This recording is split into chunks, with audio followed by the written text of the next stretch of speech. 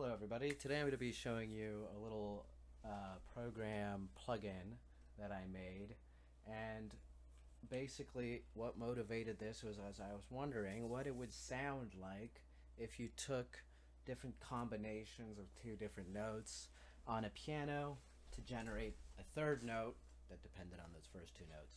So in this case, just for fun, we're going to see what it sounds like to hear the arithmetic mean of two notes. So if we have a C, I play this, and basically what my program does is you put it before the vital or the synth of your choice, and it routes the MIDI is consumed by this and then re-emitted to your synthesizer. So it mostly just passes through signals, but if you play two notes at once, then it'll add a third note. So let's play the arithmetic mean of C and G. And the thing is, the arithmetic mean of C and G is pretty close to a major third, but it's actually better approximated by a minor third tuned up. And so I have to send frequencies to the synthesizer using MIDI, and also encode pitch information for each note that's sent. And normally you can send velocity for each note, but you can't send pitch for each note. You would send it normally with a pitch bend, but the problem with the pitch bend is if you have multiple notes, it changes the pitch of all of them. So I had to send it with the velocity, and then as you can see here, we have this is the intervalue 1. Anyway, this is mapped to the fine-tuning pitch. So at 0, it's the same pitch as normal, and at 100 cents, it's a semitone up. So I send that pitch information here to both oscillators equally. So anyway, this is the arithmetic mean of any two notes, C and E, and F, and G, and we can go like here. The arithmetic mean of, C, any note and its octave, is just the perfect fifth.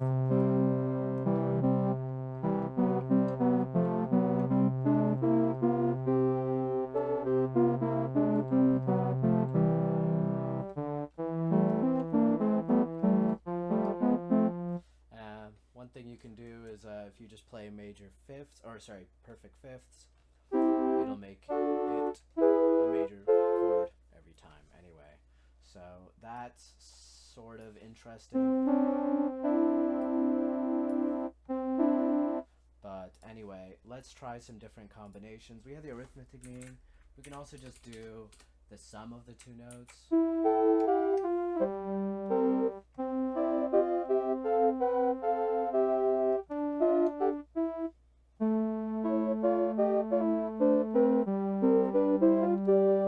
Okay, that's the sum. Sounds actually pretty bad.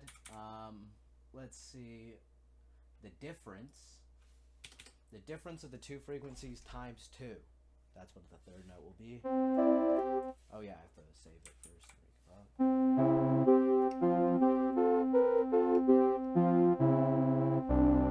So this is the third note down there. It makes sense, it's very low because the difference between these two notes is low.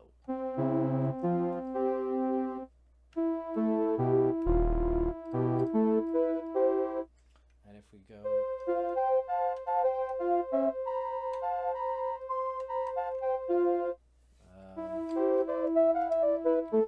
anyway, I don't think the difference sounds that great.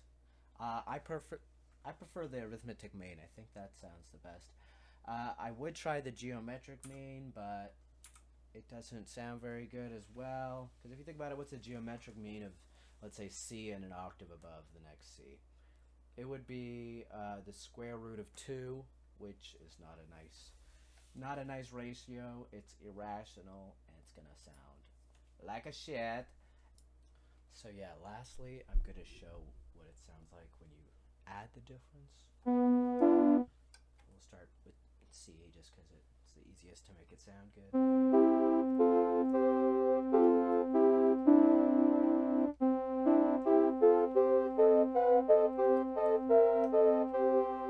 Actually sounds better to use the minor seventh than the major seventh.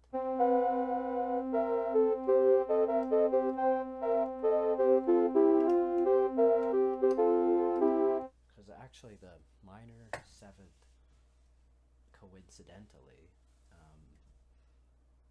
approximates the seventh harmonic of a note just before 8.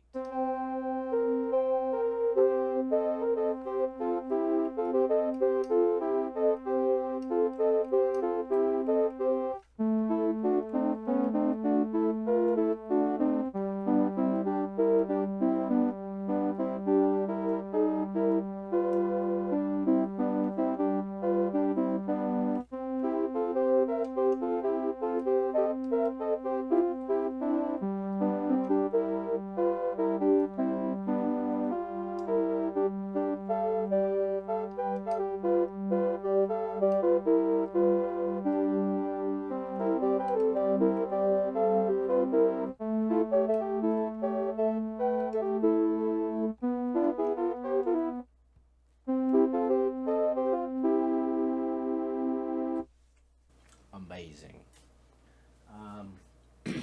As you can see, this is the function I use to convert from frequency to note and back. Actually, I start with this one then.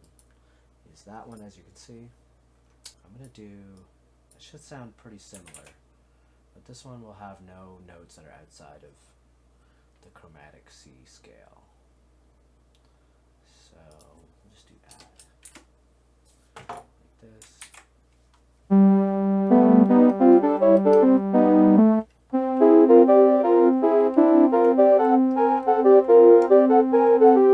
Actually sounds worse.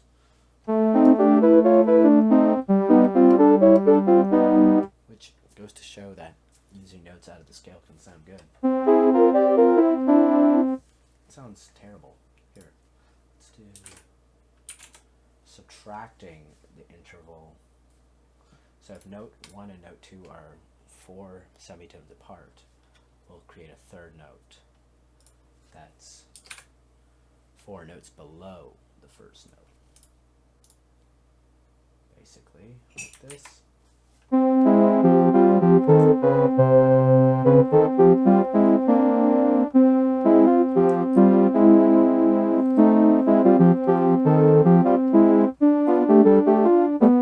Let's see if you go.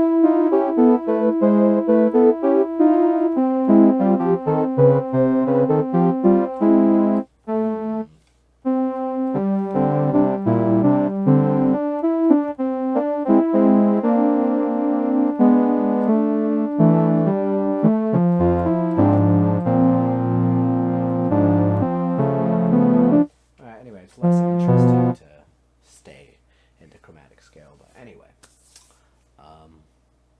that's this whole video. Thank you for watching.